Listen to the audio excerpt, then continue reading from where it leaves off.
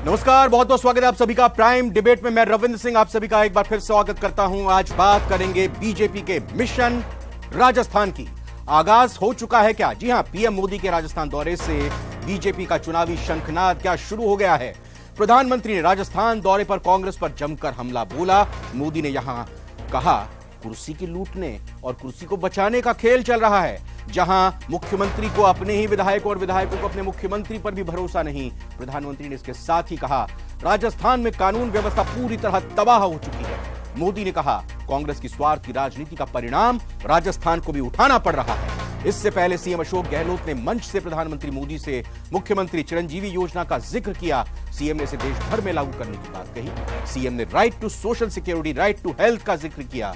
कांग्रेस ने पीएम के दौरे को निराशाजनक करार दिया और इसी मुद्दे पर करेंगे चर्चा प्राइम डिबेट में। पहले छोटी सी रिपोर्ट देखते हैं। पीएम मोदी की रैली, बीजेपी का चुनावी शंखनाद।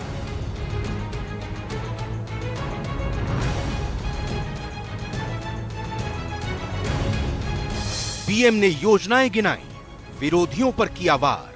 आज यहां राजस्थान के विकास से जुड़े 5,000 करोड़ रुपए से अधिक के प्रोजेक्ट का शिलान्यास और लोकार्पण हुआ है। कांग्रेस की स्वार्थ की राजनीति का परिणाम राजस्थान को भी उठाना पड़ रहा है। पीएम ने कहा कुर्सी बचाने का चल रहा है खेल। जनता के हित के बजाय यहां कुर्सी लूटने और कुर्सी बचाने का ही खेल चल रहा है। सीएम ने केंद्र से ईआरसीपी, आरटीएसएस और आरटीएच की मांग की। ईआरसीपी की बात बार बार आपसे करता रहता हूं। आपने कुछ कहा भी था दोसा के अंदर। मैं चाहूंगा कि इसको आप एग्जामिन करवाएं, सेंट्रल गवर्नमेंट मध्यस्थता करे। कोई दिक्कत आ रही हो तो मध्य प्रदेश के साथ में वो 13 जिले की योजना है। आपने जिक्र किया था 2 बार पिछले चुनाव में, जयपुर और टोंक के अंदर, जयपुर अजमेर के अंदर। मैं चाहूंगा कि उसी भावना के साथ में आप इसको आगे बढ़ाएं। कांग्रेस ने कहा जनता हुई निराश। प्रधानमंत्री जी को भी ये महसूस होना चाहिए कि यदि वो राजस्थान की धरा पर आकर राजस्थान की जनता के मन के अनुकूल कोई घोषणा नहीं करते तो उसके कह सकते अधिकारों का हनन है और उसके साथ छलावा और साथ ही साथ एक तरह से उसके साथ विश्वासघात है। मिशन राजस्थान का आगाज। तो क्या मिशन राजस्थान का आगाज हो चुका है? चर्चा आज इसी सवाल की करेंगे और जाहिर तौर पर बीजेपी कह सकती है कि प्रधानमंत्री ने अपना वादा निभाया जो किया था उन्होंने कि मैं आऊंगा, क्योंकि 10 बज गए थे रात के। उसके बाद वो सभा को संबोधित नहीं कर पाए थे। भले ही बीजेपी कुछ भी कहे कि अपने चश्मे से इस तरह से मत देखिए, लेकिन हम तो देखेंगे जैसा हमारा मन करेगा। 4 खास मेहमान जुड़ चुके हैं हमारे साथ। सुरेश गर्ग बीजेपी नेता, बहुत बहुत स्वागत। आर तिवारी कांग्रेस नेता, उनका भी स्वागत। मिथिलेश जैमिनी वरिष्ठ पत्रकार, निरंजन पोद्दार जी राजनीतिक विश्लेषक के तौर पर जुड़ चुके हैं। पहले राजनीतिक विश्लेषक और वरिष्ठ पत्रकार के तौर पर मैं आप दोनों से यह जानना चाहूंगा कि जो आगाज राजस्थान के पूर्व में भरतपुर से किया था गृह मंत्री अमित शाह ने, और उसको कुछ दिन बाद अगर हम बात करें पूर्व की तो वहां पर बीजेपी की स्थिति इतनी सही नहीं थी पिछले चुनावों में। और आज अगर मेवाड़ की इस धरती की बात करें, यहां प्रधानमंत्री ने हुंकार भरी है, वहां पर बनिस्बत बीजेपी की स्थिति ठीक थी। आज का दौरा क्या गेम चेंजर साबित होने वाला है? दो बड़ी बातें जानना चाहूंगा। पहले आपसे मिथिलेश जैमिनी जी। देखिए, नरेंद्र मोदी जी के आज के दौरे ने जो मेवाड़, जो संघ की प्रयोगशाला है और बीजेपी का मजबूत गढ़ है, उसमें उन्होंने जो एक पॉलिटिकल नैरेटिव सेट किया, उसमें उन्होंने महाराणा प्रताप की याद दिलाई, पन्ना धाय की याद दिलाई, जो राजपूत वोट बैंक और गुर्जर समाज दोनों को साधने वाला था। दूसरी अहम बात, जो जिस तरीके से कुश्ती में जो 2 पहलवान होते हैं जो दाव पेच लगाने से पहले हाथ मिलाते हैं, वैसे ही उन्होंने मुख्यमंत्री को मित्र कहा और उन्होंने माननीय और सम्माननीय किया। उसके बाद दोनों ने सियासी तंज चलाए और नरेंद्र मोदी ने जो कहा कि कई विकृत मानसिकता के लोग विकास के मंच पर भी विवाद की बात करते हैं, नकारात्मकता की बात करते हैं। जो कांग्रेस का हार्डकोर वोट बैंक है आदिवासी, उसके लिए कहा कि दलित आदिवासियों का शोषण किया है अब तक और उन्हें अभाव, असुविधा और अवसरहीनता दी है। तो जिस तरीके से नरेंद्र मोदी ने जो राजस्थान की राजनीति कास्ट बेस है उसको साधने का प्रयोग किया है, और इसके साथ ही एक और मैसेज दिया है बीजेपी में कि कहीं महारानी की जगह राजकुमारी तो नहीं आ रही है। जो राजसमंद की सांसदा है, ये एक नया मैसेज दिया है। और जिस तरीके से राजेंद्र राठौड़ से बात कर रहे हैं, उसके बीच में वसुंधरा जी कुछ मिनटों के लिए बोल रही है, लेकिन मंच पर जब वो जाते हैं तो वसुंधरा जी को उतना सम्मान नहीं देते। वो फोटो भी सबने देखी। ये तमाम चीजें हैं। और जिस तरीके से किस्सा कुर्सी का कि जो गंदा खेल खेल रहे हैं, उसमें सचिन पायलट को जब मानेसर का दोषी बता दिया, तो वहीं जो 25 सितंबर को हुआ उसके लिए अशोक गहलोत को भी दर्शा दिया। और आतंक का जो मुद्दा है उसको भी भुनाने में मोदी जी नहीं चुके, क्योंकि 2 दिन बाद जयपुर बम कांड की बरसी है। उन्होंने कहा कि 13 मई को आतंक हुआ, उसको भी यहां पर उल्लेख आप करते हुए दिखाई दे रहे हैं। और तीसरी बात महत्वपूर्ण, आपने जो किस्सा कुर्सी का लगातार चला, उस पर खुद कटाक्ष कहें, तंज कहें, या जो भी कुछ इसका हम कहें, निरंजन पोद्दार जी 2 बातें महत्वपूर्ण आपके लिए, और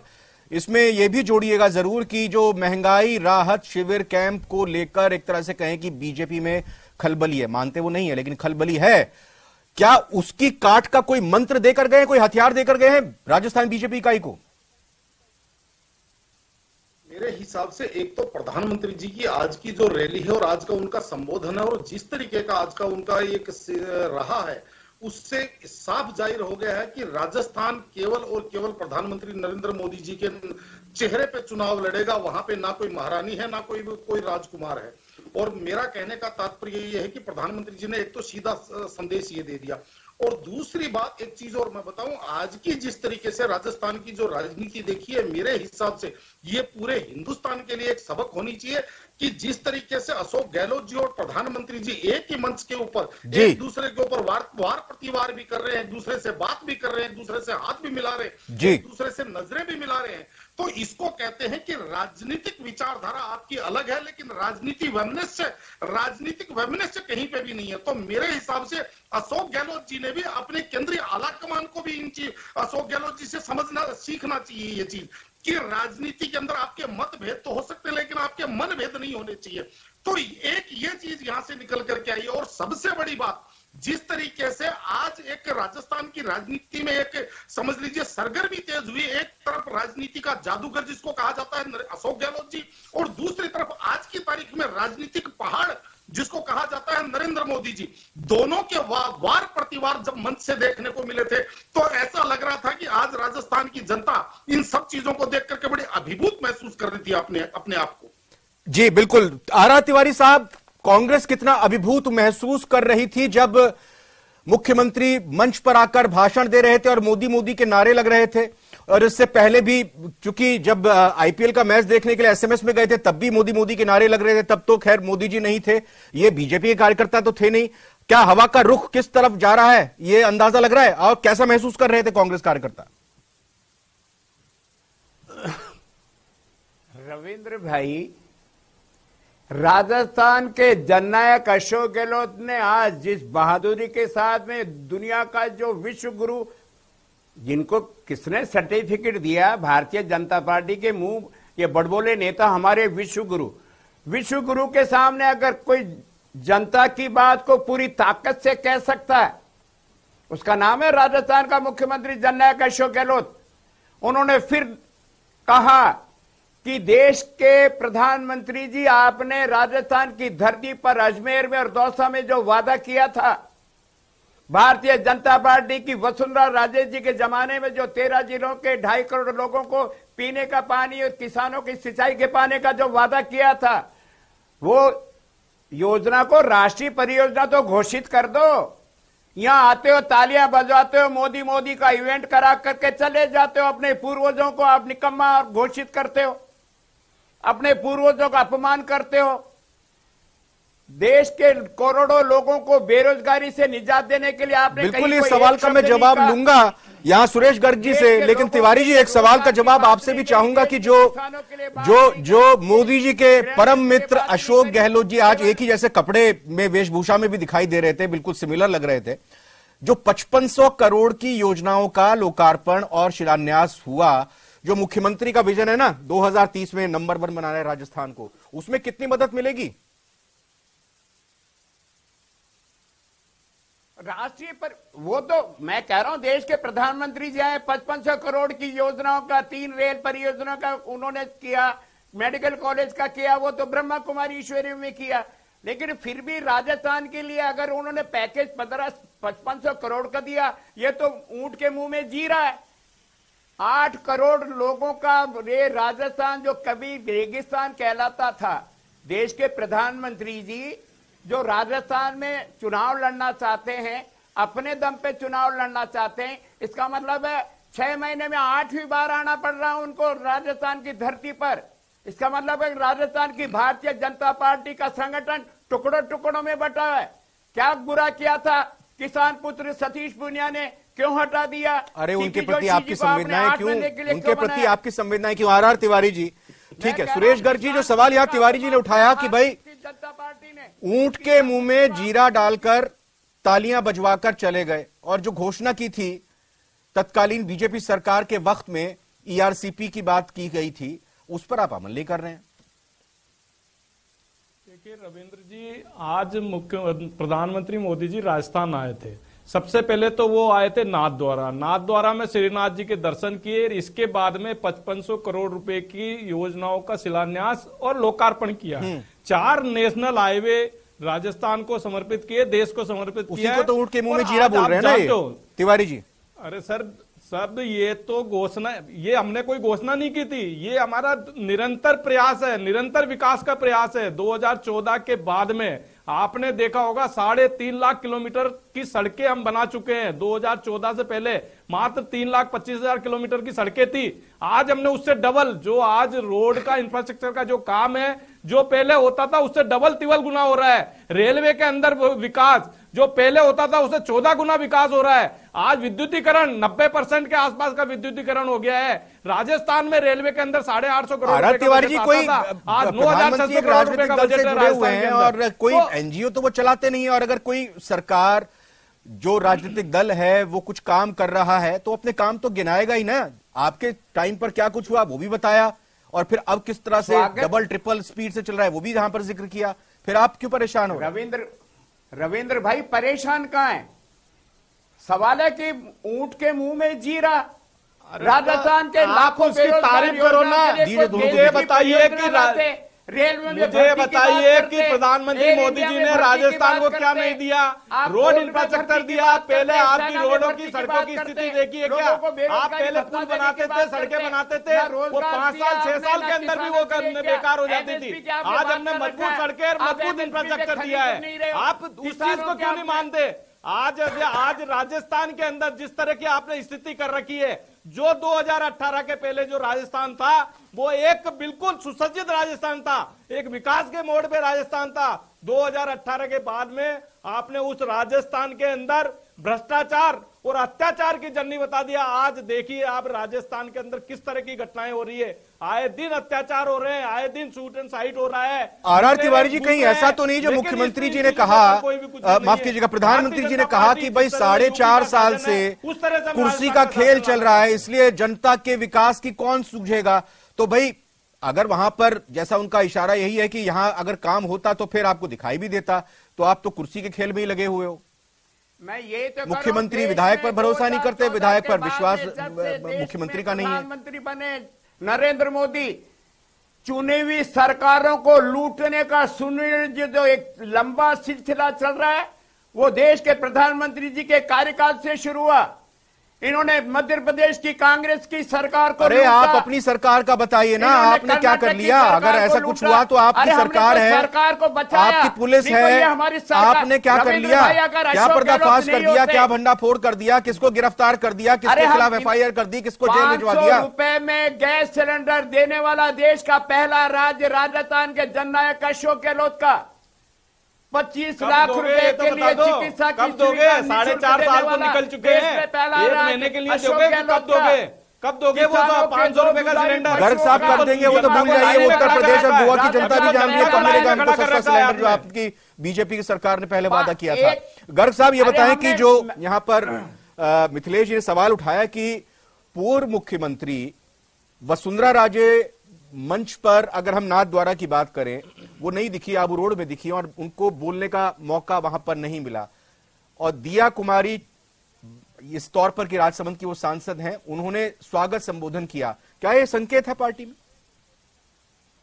देखिए आपको मैं बता दूं कि नाथद्वारा के अंदर जो कार्यक्रम था वो सरकारी कार्यक्रम था। सरकारी कार्यक्रम के अंदर वहां पर जो प्रोटोकॉल के हिसाब से राज्यपाल जी, मुख्यमंत्री जी, वहां के क्षेत्र के जो सांसद, प्रदेश अध्यक्ष आ सकते हैं, पूर्व मुख्यमंत्री नहीं आ सकते। सर सांसद है वो, प्रदेश अध्यक्ष आ सकते हैं, प्रदेश अध्यक्ष आ सकते हैं और रविंद्र जी प्रदेश अध्यक्ष के साथ साथ वो चित्तौड़गढ़ के सांसद, रविंद्र जी उस क्षेत्र के सांसद भी है, वो उस क्षेत्र के सांसद है। उस क्षेत्र के सांसद के नाते और प्रदेश अध्यक्ष के नाते दोनों की वजह से वहां पे आए। तो आपने नाथद्वारा का देखा है और वहां पर पहले से ही डिसाइडेड था कि भाई हमारे जो प्रदेश अध्यक्ष जी वो देंगे और इसके बाद में नरेंद्र मोदी जी का भाषण है। तो इसमें कहां आप इस तरह से क्यों आप कह रहे हो कि मिथिलेश जी जवाब आप कुछ देना चाहेंगे या कुछ सवाल करना चाहेंगे यहाँ पर गर्ग साहब से? भारतीय जनता पार्टी तो एकजुट है साहब, भारतीय जनता पार्टी तो एकजुट है। एक मिनट मिथिलेश जी, कांग्रेस जो स्थिति कांग्रेस में सचिन पायलट की है वही बीजेपी में वसुंधरा राजे की। कल सचिन पायलट आरपीएससी को छूकर अपनी जनसंघर्ष यात्रा शुरू करेंगे तो वसुंधरा राजे तेजा जी के खरनाल में जाके तेजा जी का आशीर्वाद लेगी। जहां ये मांग उठ रही है कि 2008 में आपने 11 लाख रुपए देने की घोषणा की थी, वो जुड़कर करोड़ों रुपए के वो मांगे जाएंगे। और जो सबसे इंपॉर्टेंट चीज है कास्ट इक्वेशन, 15 तारीख को खाचरिया आवास में फिर बीजेपी नेता जुट रहे हैं। तो जो जाट, गुजर और राजपूत जो उनके हार्ड कोर वोट बैंक है, जो खिसका इसकी वजह से पूर्वी राजस्थान में बीजेपी साफ हुई। ऐसे में जो 71 गुजरों की 72 गुजरों की शहादत का सेहरा वसुंधरा जी के सिर पे है और आनंद पाल और कई मामले भगवान सिंह रोलासर और उनसे राजपूतों की नाराजगी वो भी मोदी जी को पता है। इन तमाम चीजों को देखते हुए आपने देखा होगा राजेंद्र राठौड़ से वो बात करते हैं मंच पे, लेकिन वसुंधरा जी बीच में बोलती है, उसका काट के वीडियो जारी करती है। ये तमाम चीजें हमने दौसा में भी देखी थी जब दौसा आए थे।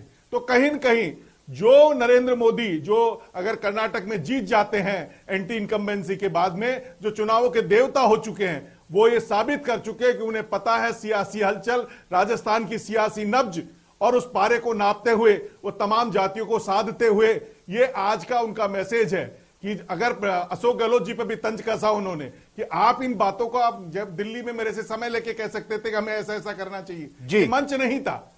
ये जो नरेंद्र मोदी जी का बात है कि जो नकारात्मकता की मानसिकता है, आप ये सारी बातें उनको पत्र लिखकर भी दे सकते थे, प्रेस कॉन्फ्रेंस में भी कह सकते थे। नहीं, उन्होंने बोला था जो मुख्य बातें मैं यहां पर रख रहा हूं, उसके बाद मैं बाकी लेटर देकर रख दूंगा। देखिए बिल्कुल वो 4.5 साल में लिख सकते थे। और जो सबसे इंपॉर्टेंट चीज है जो मोदी जी ने कहा कि राजस्थान के यूथ बेरोजगार, आज 1111 मीटर लंबा बेरोजगार ने ज्ञापन दिया है रीट और तमाम पेपर लीक वालों में। उनके लिए कहा कि अगर उदयपुर में जो टूरिस्ट इंडस्ट्री बढ़ती है इन सड़कों से, तो राजस्थान के यूथ को जॉब भी मिलेगा। तो मोदी जी ने सियासी, पॉलिटिकल और एम्प्लॉयमेंट तमाम मुद्दों को साधा। मोदी का दौरा सफल रहा। मोदी पोद्दार साहब, मैं जानना चाहूंगा 5 जिले सिरोही, राजसमंद, जालौर, पाली और उदयपुर, 26 विधानसभा सीटें आती है, 19 विधानसभा सीटें जीती थी बीजेपी ने। तो जो इस मेवाड़ के और कुछ हद तक मारवाड़ के हिस्से को टच किया है, और मैंने पहले ही कह दिया था कि इसको सरकारी कार्यक्रम ठीक है बोला जाए या इसको ये कहा जाए कि राजनीतिक चश्मे से, चुनावी चश्मे से नहीं देखना चाहिए, लेकिन हम तो देखेंगे।